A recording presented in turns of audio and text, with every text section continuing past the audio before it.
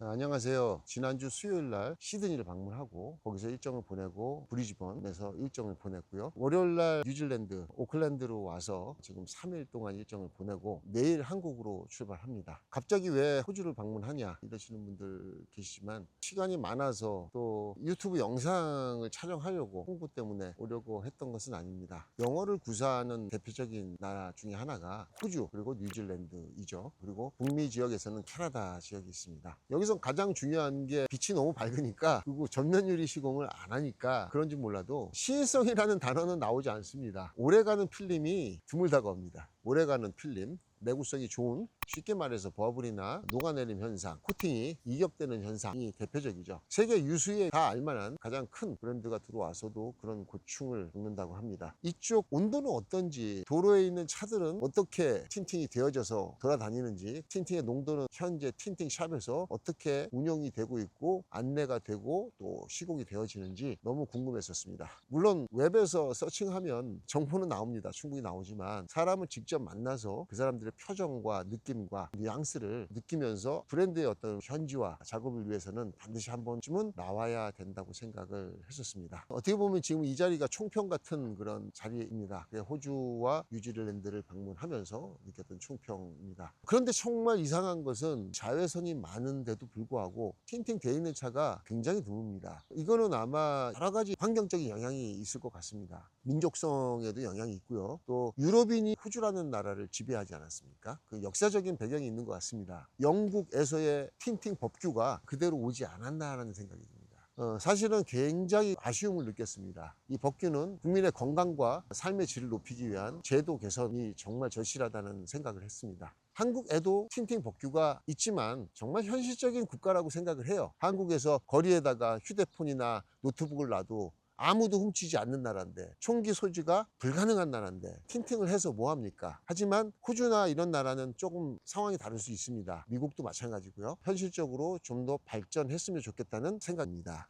제가 틴팅 가게 순회를 김 PD와 같이 쭉 했습니다. 처음 취지는 내가 틴터고 거기도 틴터들인데 가서 같이 틴팅 교류도 하고 이야기도 한번 나눠보자 라는 취지로 방문을 했죠. 사실 이게 무모한 도전이라고는 생각을 안 했어요. 근데 실제로 액션을 취해보니까, 즉 예고 없이 방문을 해서 호주의 로컬 틴트 가게를 들어가 봤더니 사장이 혼자 일하는 곳이 대부분인데 출장을 갔어. 그래서 매니저가 지키고 있어. 매니저는 틴트 샵에 대한 운영 권한이 없기 때문에 힘들다는 얘기를 하거나, 또 두 번째는 사장님이 혼자 있거나 여러 명의 직원이 있다 하더라도 바쁜데 거기다가 손님이 옆에 지키고 있어요. 이런 케이스라면은 모르는 외부의 업체가 방문해서 교류하자고 했을 때 저라도 당연히 그 인터뷰에 응하거나 교류를 할 수 없겠죠. 그래도 우리는 실패한 도전이지만 실패한 경험이라도 쌓았다는 이런 위로감이 듭니다. 제가 샵에 들어가거나 샵으로 이동하거나 또 샵 사장하고 대화를 나누거나 하는 것들이 많지는 않습니다. 영상 촬영을 허용하지 않기 때문에 그렇고요. 영상 촬영을 허용하더라도 오디오가 나가지 않았으면 하는 그 사장님의 바람 때문에 오픈하지 못한 내용들이 있습니다. 호주에 와보니까 뉴질랜드도 마찬가지고 미국도 마찬가지고 한국도 마찬가지 이야기입니다. 썬팅집 사장님들이 다 어렵다는 얘기를 대부분 하고 있습니다. 무엇이 어려우냐? 경쟁자들이 가격을 자꾸 낮춘다고 합니다. 그 피로감이 상당하다고 얘기를 합니다. 그리고 두 번째 얘기는 경기가 예전 같지 않다, 힘들다는 얘기를 10명 중에 8명이나 9명이 그런 얘기를 합니다.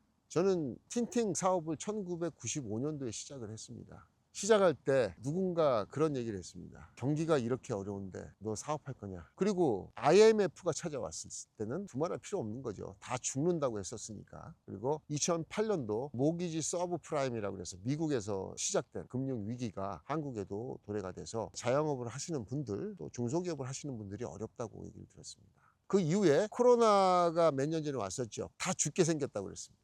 제가 생각건데 10군데 중에 2군데나 3군데 정도 조금 돈을 번다고 생각을 하고요. 나머지 3군데나 4군데 정도가 돈을 벌지 못하지만 유지를 합니다. 그리고 3군데 정도는 폐업을 하게 되는 결과가 옵니다. 이 영상을 보시는 틴터님이 계시다면, 또는 다른 사업을 하는 예비 사장님이 계시다면 세상에서 얘기하는 어렵다는 얘기는 듣지 마십시오. 저와 제 사업만 보시기 바랍니다. 나와의 전쟁, 나를 이기고 나의 게으름과 나의 의지를 꺾는 나의 정신과 나의 성격과 나의 환경을 극복하는 데만도 굉장히 힘듭니다. 그 환경을 극복하고 난 사람 중에 몇 명이 성공을 하는 겁니다. 다른 사람들이 어렵다고 하는 이야기들은 여러분들의 인생에 도움이 되지 않는다고 생각을 합니다. 앞만 보고 가야 되는 거죠. 저희 글라스틴트 필름이 향후에 호주나 뉴질랜드에 진출하게 된다면 저가 경제, 저가 시장에서 경쟁을 하지 않았으면 하는 바람이 있습니다. 미국에서도 마찬가지입니다. 우리의 경쟁자들은 항상 내 옆에서 나를 괴롭힌다고 생각하는데 저는 그렇게 생각하지 않습니다. 글라스틴트의 길은 저가 브랜드들이 우리를 괴롭히는 게 아니라 그들이 우리를 위해서 저가 시장을 지켜준다고 생각을 하고 있습니다. 그래서 저는 그런 시장의 환경이나 어렵다고 하는 그런 이야기들이 악조건이라고 생각하지 않습니다. 그 사람들이 저가 시장을 지켜주기 때문에 중고가 시장으로 나아가는데 발돋움이 되고 서로 상호 보완하는 그런 역할을 한다고 생각을 합니다. 잘 되는 샵에 2군데 정도 방문을 했습니다. 그 사람들은 다른 업체가 어떻느니, 다른 업체가 싸게 한다느니 비싸게 한다느니 그런 얘기가 아예 없습니다. 바쁘니까요. 항상 바쁠 것 같은 매장이에요. 차가 여러 대 있고요. 사장님이나 매니저의 표정이 굉장히 밝습니다. 이 사람이 운영해 나가는 윈도 필름의 라인업과 PPF 라인업을 얼추 얘기 들었지만 잘 되는 설정이에요. 우리가 갔을 때도 사실 어느 누구보다 매니저가 환한 모습으로 반겨줬습니다.